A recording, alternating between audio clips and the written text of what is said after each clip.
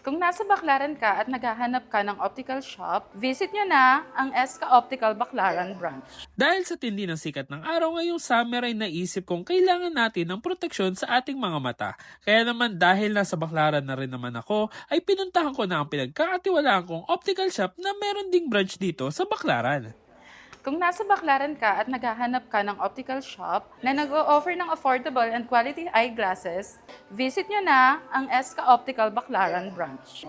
For as low as 999 pesos, meron na po tayong complete package of eyeglasses. Included na po ang eye check-up. We are located at Ross Boulevard, Baclaran, Parañaque, near Baclaran Church po. We are open at 10 a.m. to 7 p.m. po, daily.